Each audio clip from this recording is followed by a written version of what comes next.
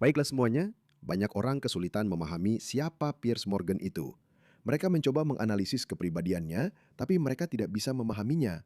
Dan sejujurnya, saya juga tidak bisa memahaminya. Sikapnya yang sering berubah-ubah, mungkin itulah yang kita inginkan dari seorang jurnalis, berada di tengah dan tidak memihak pada satu pihak. Jadi kalau kamu berpikir seperti itu, maka Piers Morgan melakukan pekerjaannya dengan sangat baik.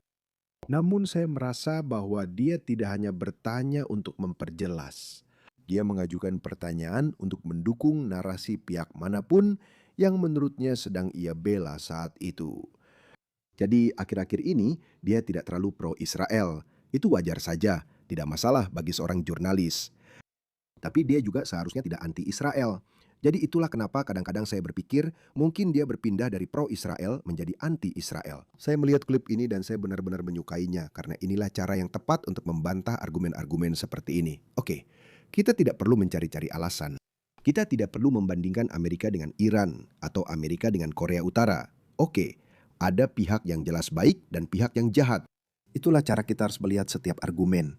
Karena orang-orang seperti Mehdi Hasan dan para komunis serta kaum kiri radikal ini entah bagaimana telah menempatkan Iran dan Amerika di posisi yang setara. Kita mulai dari anggapan bahwa kita, warga dunia bebas di Barat, sistem kita lebih baik daripada sistem rezim Islam Iran atau Rusia di bawah Putin atau Korea Utara di bawah Kim Jong-un, bahkan Tiongkok di bawah Xi Jinping. Tapi kita akan tinggalkan Tiongkok dari pembahasan ini karena Tiongkok jauh lebih kompleks dan besar. Bahkan sistemnya mungkin agak totaliter yang sebenarnya saya tidak terlalu suka. Namun tetap layak mendapat sedikit rasa hormat. Tapi saya minta maaf untuk mengatakan rezim buruk seperti rezim Islam Iran atau Korea Utara di bawah Kim Jong-un dan sekarang Rusia di bawah Putin. Kita tidak perlu pura-pura bahwa negara-negara ini setara dengan kita. Oke, kekuatanlah yang menentukan statusmu. Dan kita beruntung bahwa sistem kita yaitu kapitalisme pasar bebas dan demokrasi serta kebebasan berbicara. Bentuk pemerintahan kita adalah bentuk pemerintahan yang dominan dan kita yang menentukan aturan mainnya. Oke, saya tidak ingin Tiongkok atau Rusia atau rezim Islam Iran atau Korea Utara pimpinan Kim Jong-un yang menulis aturan mainnya. Tidak perlu mencari-cari alasan, tutup saja mulut orang-orang ini. Dengarkan baik-baik. Saya tidak tahu siapa orang ini, tapi dia sudah melakukan pekerjaan yang sangat baik. Ya, jadi pada saat ini, dia bilang tidak ada yang boleh punya senjata nuklir. Tidak. Kamu pikir Kim Jong-un akan mendengarkan idealismu yang woke dan so elitis itu? Kamu pikir Putin akan mendengarkanmu?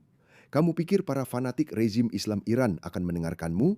Jadi orang-orang ini bodoh. Dan ketika mereka membuat pernyataan absolut seperti ini, entah bagaimana mereka menempatkan Amerika di kategori yang sama dengan Korea Utara, atau Iran, atau Putin. Kita tidak harus menerima itu. Kita hanya perlu menolak premis ini dan menghentikan argumen mereka sejak awal. Dengarkan baik-baik. Phil, apakah Israel memiliki senjata nuklir? Ya, dan tidak ada yang salah dengan itu. Kamu tahu kenapa?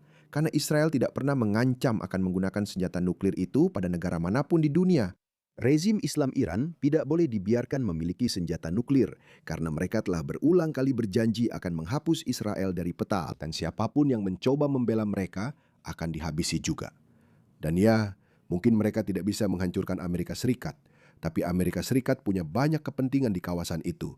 Kami punya banyak pangkalan di kawasan itu. Dan seperti yang telah ditunjukkan oleh rezim Islam Iran, mereka tidak takut untuk menarik pelatu. Jadi itulah alasan Israel memiliki senjata nuklir. Mereka belum mengumumkannya.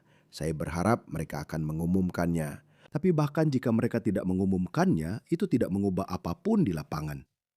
Ya, hampir pasti. Maksud saya rasa mereka belum secara resmi mengakuinya. Kenapa kita tidak tahu secara pasti? Karena ada pernyataan dari Amerika. Kenapa mereka dibingkai sebagai pihak yang berkuasa? Kenapa mereka dibiarkan begitu saja? Sekali lagi, karena mereka ada di pihak kita. Mereka bukan ancaman, itu adalah senjata nuklir defensif. Itu dirancang untuk pencegahan, sama seperti Amerika Serikat memiliki kebijakan untuk tidak menggunakan senjata nuklir lebih dulu. Dan Tiongkok serta India juga memiliki kebijakan untuk tidak menggunakan senjata nuklir lebih dulu. Israel memiliki senjata nuklir karena itu negara kecil dan sebagai pencegah. Israel tidak pernah mengatakan bahwa kami akan mengebom kalian dengan senjata nuklir apapun yang terjadi. Dan sekali lagi, rezim Islam Iran dan Israel adalah dua negara yang berbeda. Israel adalah demokrasi liberal sekuler dan berada di pihak kita. Israel berada di pihak dunia bebas. Dunia bebas yang sistemnya kita semua nikmati manfaatnya. Kita tidak mendapatkan manfaat dari sistem rezim Islam. Kita mendapatkan manfaat dari sistem demokrasi liberal. Jadi Israel adalah sekutu kita. Tidak ada yang salah dengan itu. Dengarkan dia sekarang. Tentang itu. Ya, karena mereka adalah sekutu kita dan Iran adalah musuh kita. Lihat, kita adalah pihak yang baik. Oke, pengakuan yang sangat menarik. Jadi teman-teman, kita tidak perlu transparan tentang kemampuan nuklir mereka. Tapi kalau ingin menjadi teman Amerika, tapi musuh-musuh kita harus transparan. Ya, begitulah cara kerjanya. Kita ingin mempertahankan keunggulan kekuatan kita. Negara atau peradaban mana dalam sejarah yang pernah secara sukarela melepaskan keunggulan kekuatannya? Kekuatan tidak pernah diberikan kepadamu begitu saja. Kekuatan selalu diperoleh melalui kerja keras selama beberapa generasi, melalui kemajuan teknologi, melalui kemajuan politik. Kamu melewati zaman kegelapan, ke abad pertengahan hingga revolusi ilmiah. Kamu menciptakan berbagai hal. Itulah cara kamu menjadi kuat. Dan kemudian kamu tidak menyerahkan kekuatanmu kepada para barbar abad pertengahan yang ingin memusnahkan kita semua. Piers Morgan. Kenapa begitu sulit untuk dipahami? Ya, tepat seperti itulah cara kerjanya. Karena kita punya P2P. Itu hanya kemunafikan, bukan? Tidak. Tidak, itu hanya kemunafikan jika kamu tidak punya pandangan normatif tentang apakah Amerika Serikat itu baik dan Iran itu buruk. Aku ingin tahu siapa orang ini. Siapa orang ini? Aku suka orang ini. Dia berbicara persis seperti aku akan berbicara. Tidak ada yang salah Amerika mempertahankan hegemoninya. Tapi kenapa? Karena kita adalah pihak yang baik. Amerika adalah satu-satunya negara adidaya yang belum melahap negara-negara yang lebih lemah. Amerika bisa dengan mudah melahap Swiss, Swedia, Austria, Inggris. Prancis akan jatuh hanya dalam setengah hari, tapi Amerika tidak melakukan itu. Dan negara-negara itu tetap aman dari agresi Rusia dan menikmati apa yang mereka sebut dividen perdamaian berkat Amerika. Inilah negara adidaya paling mematikan. Dan pada saat yang sama, ini adalah negara adidaya yang paling dermawan. Piers Morgan, masukkan itu ke kepalamu yang bebal. Tidak ada satupun alasan tunggal. Tidak ada satupun alasan yang masuk akal mengapa Israel boleh menolak untuk mengakui apakah mereka memiliki senjata nuklir atau tidak. Piers Morgan, izinkan saya bertanya kepada Anda, apa yang akan berubah? Semua orang sebenarnya tahu bahwa Israel memiliki senjata nuklir. Jika pemerintah Israel keluar dan berkata, Anda tahu kami memang punya nuklir. Apa yang akan berubah? Apakah itu akan memberi Iran izin untuk memiliki senjata nuklir? Menurut Anda itu akan terjadi? Meskipun mereka mungkin mengatakan begitu.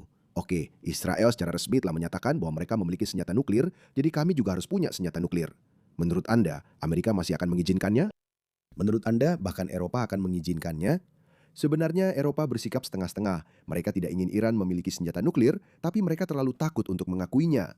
Tapi menurut Anda, Amerika akan mengizinkannya? Itu tidak mengubah apapun. Namun, alasan mengapa Israel tidak mengakuinya adalah karena, dan menurut saya itu adalah kebijakan lama. Pada tahun 80-an masuk akal untuk tidak menyatakan diri sebagai negara nuklir karena banyak negara Timur Tengah saat itu jauh lebih bermusuhan. Dan Arab Saudi dan Uni Emirat Arab, semua negara ini akan berkata, oke, kalau begitu kami juga harus punya senjata nuklir. Atau Mesir juga akan mengatakan hal yang sama. Tapi sekarang saya rasa mereka tidak akan mengatakannya. Saat ini hanya ada satu pihak yang bersikap agresif di kawasan itu, yaitu Republik Islam Iran. Dan coba tebak, bahkan jika Israel hari ini mengatakan bahwa mereka punya senjata nuklir, kami tidak akan membiarkan rezim Islam Iran memiliki senjata nuklir. Jadi itu tidak mengubah apapun di lapangan, itu tidak nyambung. Itu sama sekali tidak akan membuat perbedaan apapun di lapangan. Tidak ada alasan, mereka seharusnya begitu. Kami menyebutnya omong kosong internasional. Mereka seharusnya begitu. Maksud saya, Sekali lagi, mereka adalah sekutu utama. Kamu dan siapa? Polisi internasional ini benar-benar bagus. Mereka tidak ingin Amerika menjadi polisi dunia. Banyak orang Amerika juga tidak ingin Amerika menjadi polisi dunia. Inilah sebabnya saya bilang kita sangat beruntung bahwa Amerika harus mengambil peran sebagai polisi dunia. Orang-orang Eropa sekarang adalah sekelompok pengecut. Mereka tidak punya kekuatan, mereka tidak punya sarana, mereka tidak punya kepentingan untuk menjaga semacam ketertiban di panggung internasional. Tapi Amerika sayangnya harus mengambil peran itu. Dan Amerika Serikat. Kamu tahu apa? Biar aku mulai lagi videonya dari awal karena aku sering menyela. Sekarang aku akan diam supaya kamu bisa mendengarkan. Kamu bisa menikmati klip 2 menit ini. Bill, apakah Israel memiliki senjata nuklir? Ya, hampir pasti. Aku rasa mereka belum secara resmi mengakuinya. Kenapa tidak? Kita tahu secara pasti? Karena mereka tidak mau mengatakannya, karena ada pernyataan dari Amerika. Kenapa mereka mendapatkan kerangka kekuasaan? Kenapa mereka dibiarkan begitu saja soal itu? Ya, karena mereka adalah sekutu kita dan Iran adalah musuh kita. Lihat, karena kita adalah pihak yang baik. Oke teman-teman, sebuah pengakuan yang menarik. Jadi teman kita tidak perlu transparan tentang kemampuan nuklir mereka.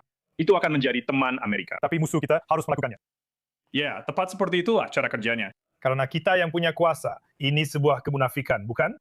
Tidak, itu hanya kemunafikan jika kamu tidak punya pandangan normatif, apakah Amerika Serikat itu baik dan Iran itu buruk. Saya rasa tidak ada pandangan normatif tentang itu. Tidak ada satupun alasan yang baik mengapa Israel boleh menolak untuk mengakui apakah mereka memiliki senjata nuklir atau tidak. Tidak ada alasan. Mereka seharusnya mengakuinya. Kita memanggil polisi internasional. Benar. Saya ulangi, mereka adalah sekutu inti Amerika Serikat. Dan Amerika Serikat adalah negara terkuat di dunia. Semua pembicaraan tentang multipolaritas itu hanya omong kosong. Ada satu hegemon unipolar di dunia. Itu adalah Amerika Serikat. Dan kita juga sangat baik hati. Jadi Israel teman kita tidak, kamu tahu. Mendapatkan orang-orang Iran. Oke. Begitulah dunia ini. Ketika Anda mengatakan Amerika itu baik hati, bagaimana pendapat Anda tentang Presiden Amerika Serikat 2 hari yang lalu yang berbicara tentang kehancuran seluruh peradaban yang akan segera terjadi? Tapi apakah dia melakukannya?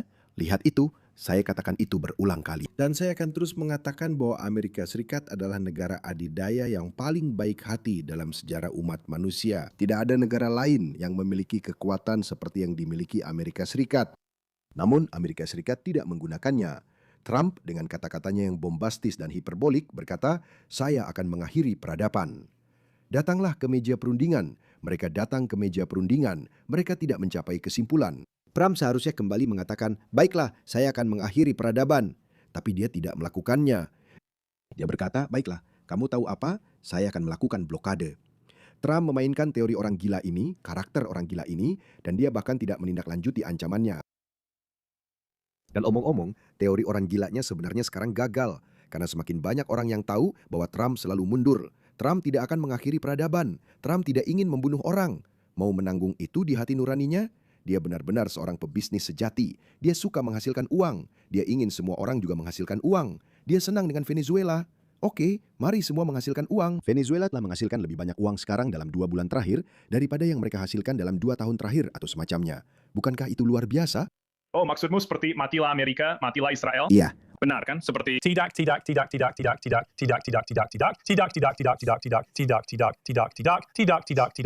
Dan semua orang jadi kalang kabut di tengah negosiasi dan menandatangani gencatan senjata dalam 8 jam setelah Donald Trump mengancam akan memusnahkan 90 juta orang. Casey McFarland had it right yesterday. You guys all took the bait on it. Apakah kamu tidak peduli tentang itu?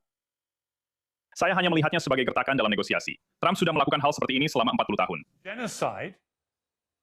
Maksud saya, itulah yang persis dilakukan oleh orang-orang Iran kepada kita. Apa pendapatmu? Mereka punya sebuah jam di tengah pusat kota mereka. Amerika seharusnya seperti seluruh negara Israel. Mereka seharusnya amoral jika tidak sejahat musuh-musuhnya. Apakah itu yang kamu maksud? Kita harus cukup kejam untuk mendapatkan bagian-bagian hasil negosiasi yang masuk akal dan menguntungkan kita. Itulah yang saya katakan. Sepertinya itulah yang telah kita lakukan di sini. Rupanya, orang Iran ini mungkin bahkan menyadari bahwa mereka seharusnya datang ke meja perundingan. Apakah Anda sadar bahwa mengancam akan melakukan tindakan genosida itu sendiri bisa dianggap sebagai kejahatan perang? Bisa dianggap begitu? Lihat, bahkan dia sendiri tidak yakin. Dia bilang bisa jadi.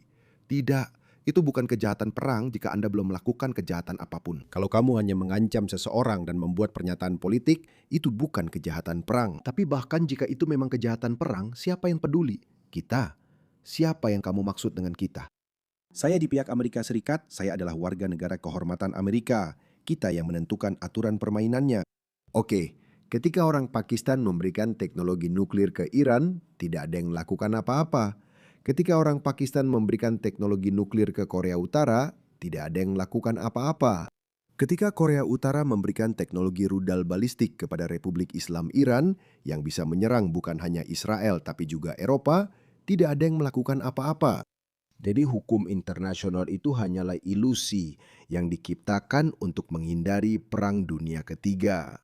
Oke, tapi alasan sebenarnya kenapa kita belum mengalami Perang Dunia Ketiga bukan karena PBB, tapi karena Amerika Serikat. Kalau Amerika Serikat tidak ada, menurutmu Uni Soviet tidak akan menaklukkan sisa Eropa? Atau Tiongkok sekarang tidak akan menginvasi Taiwan? Mereka semua pasti akan menghormati PBB. Oh, Perserikatan Bangsa-Bangsa bilang itu melanggar hukum internasional. Jadi jangan menginvasi Taiwan, jangan menginvasi negara-negara Baltik. PBB sama tidak efektifnya dengan Liga Bangsa-Bangsa. Satu-satunya alasan PBB terlihat seolah-olah memegang kendali adalah karena kekuatan Amerika. Oke, tapi masalah dengan PBB adalah terlalu banyak pihak di PBB yang ikut campur dan malah bikin semuanya kacau. Oleh karena itu kadang-kadang Amerika harus mundur dan berkata, "Hei teman-teman, oke, mari kita hentikan sandiwara bodoh ini." Bahwa entah kenapa seolah-olah PBB yang menjaga perdamaian dunia. Tidak, itu aku, Amerika Serikat sekarang, bukan rezim kecil yang payah di sana. Rezim Islam Iran membunuh rakyatnya sendiri. Dan mereka tidak hanya mengancam sekutu kita, tapi juga secara langsung mengancam kepentingan kita di kawasan. Oleh karena itu, kita akan menyingkirkan mereka. Kamu bisa bergabung dengan kami atau pergi saja, sangat sederhana. Menurut saya, itu akan menjadi hal yang sembrono. Benar? Dengarkan bagian ini lagi. Genocide. Maksud saya, Itu persis tentang Donald Trump mengancam akan memusnahkan 90 juta orang dengan kata-katanya sendiri, di postingannya sendiri. Apa kamu tidak peduli tentang itu? tidak, saya hanya melihatnya sebagai gertakan dalam negosiasi. Trump sudah melakukan hal seperti ini selama 40 tahun. Mengancam akan melakukan genosida. Maksud saya, itu persis seperti yang sudah dilakukan orang Iran kepada kita. Apa maksudmu? Mereka punya jam di tengah pusat kota mereka. Amerika seharusnya bersikap amoral jika tidak sejahat musuh-musuhnya. Apakah itu maksudmu? Kita harus cukup kejam untuk mendapatkan hasil negosiasi yang masuk akal bagi kita, yang tampaknya sudah kita lakukan di sini. Kita harus kejam, bukan hanya untuk memaksa perundingan terjadi. Kita juga harus sedikit lebih kejam secara militer. Fokus ini membuat orang Iran mau duduk di meja perundingan. Apakah Anda sadar bahwa mengancam akan melakukan tindakan genosida itu sendiri bisa dianggap sebagai kejahatan perang? Saya rasa itu tuduhan yang mengada-ada. Tapi kirimkan lagi polisi internasional ke Gedung Putih jika kamu mau. Kirimkan polisi internasional ke Gedung Putih. Mari kita lihat apa yang bisa mereka lakukan. Jadi sekali lagi teman-teman, setiap kali kalian berdebat dengan orang-orang ini, oke? Karena mereka punya argumen-argumen andalan seperti, oh ini tidak adil, ini munafik. Isi formulir umpan balik saat kalian keluar. Oke, kami tidak peduli. Kekuasaan adalah kekuasaan. Kekuasaan ini telah diperoleh selama banyak generasi, selama berabad-abad. Faktanya Amerika adalah puncak peradaban Barat. Peradaban Barat modern ini muncul di Eropa, tetapi Amerika mewarisinya, menyempurnakannya, dan menciptakan dunia tempat kita hidup sekarang. Jadi maaf jika Amerika memutuskan untuk membuat aturan mainnya. Oke, kalau kamu tidak suka, silakan lakukan apapun yang kamu mau. Bangun kapalmu sendiri, buat terobosan teknologi dan ilmiah. Kalau tidak, teruslah bermain dengan unta-untamu.